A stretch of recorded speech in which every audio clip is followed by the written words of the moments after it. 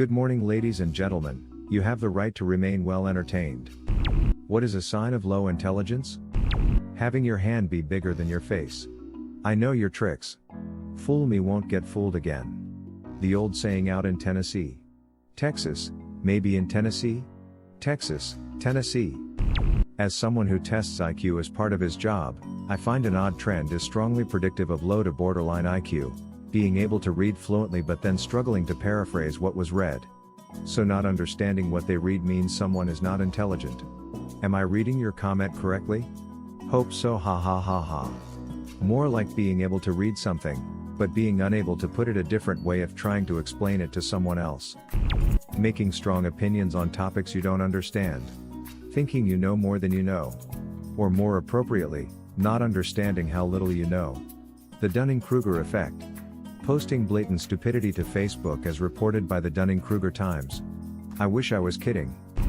Go through my post history and you'll get an idea. I'd argue that knowing or suspecting that you have a low intelligence implies you are smarter than you think. To know the limitations of oneself is a good indication of intelligence.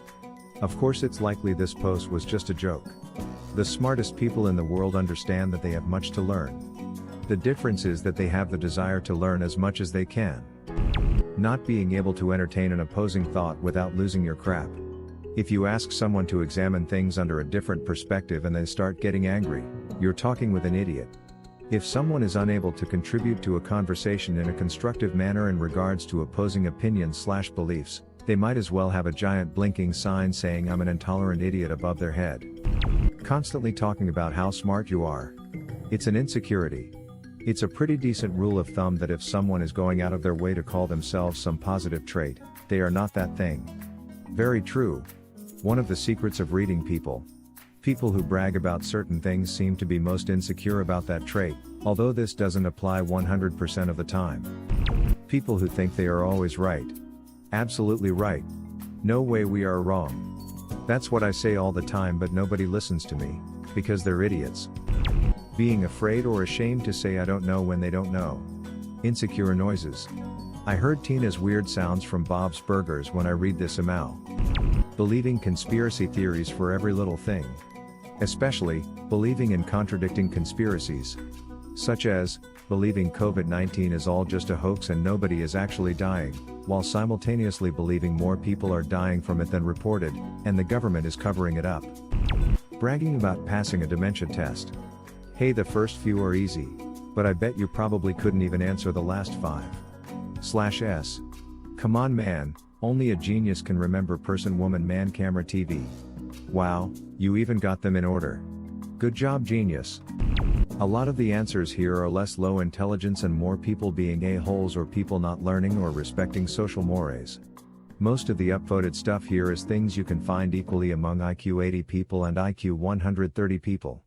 Side note, this is not meant to legitimize IQ as a measure of overall intelligence, because it's not great for that. I think it's important to differentiate between being unintelligent and being an idiot or an anus. Mental capacity doesn't really map well to beneficial or maladaptive behavior, and that's a good thing. If it did, that'd mean some people were just born fated to be crapheads because they aren't smart enough to be good. But the truth is that even unintelligent people are eminently capable of being great people and possessing deep emotional intelligence.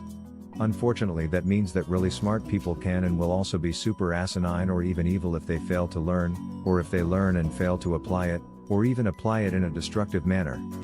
A lot of stopping this bad behavior, being unwilling to entertain other ideas, falling for conspiracy theories, falling for sunk cost fallacies, getting sucked into tribalism, etc., isn't down to just being smarter, but rather to learning to combat these fallacies and tendencies on an individual level. They are largely vestigial tendencies common to all humans, left over from evolving in an environment that no longer exists for most of humanity. It's a learned skill, and because it's not a terribly complex thing, it's a skill low intelligence people can learn. However, because it is a learned skill and counter to our natural instincts, it's also something even smarter people can just never get around to learning. You can be the smartest guy on earth and not know how to do a thing, just because you never had occasion to learn. All that to say, something that's been on my mind a lot lately is how we equate intelligence with overall goodness. If someone is an anti-vaxxer, we say they're an idiot, or they're dumb, when what's probably more true, and really, what should be more embarrassing for them, is that they have an underdeveloped skill for discerning truth and recognizing expertise. People who won't wear masks are often called stupid too, but more often the truth is that they've either been fed a drastically different set of false information than us, and or they are willingly refusing to empathize and make a minor sacrifice for a major benefit to others. One half of that problem is an information availability problem, which may well have been constructed and perpetuated with or without their knowledge and assistance, and the other is a problem of lacking empathy. Neither of those is really an intelligence thing, though. So when you run into one of those people, it's much less useful, and less devastating, to call them stupid. Call them thoughtless, call them reckless, call them cold and selfish and unloving. Call them ignorant, if you must, if you don't want to call them deceived or indoctrinated. But don't call them stupid. Even if they are, that's not the reason they're acting that way. Don't give them that excuse. You can't really change someone's basic intelligence, and it's unreasonable to expect them to increase it. Their flaws are things that can be changed and fixed by learning simple skills or willingly engaging their sense of empathy, and that places the responsibility for being better where it belongs, on their shoulders. What would have been your answer or question? Leave it in the comments below. Slap that like and subscribe button for more, and check out the link in the video description for even more answers. Peace out, and catch you in the next video.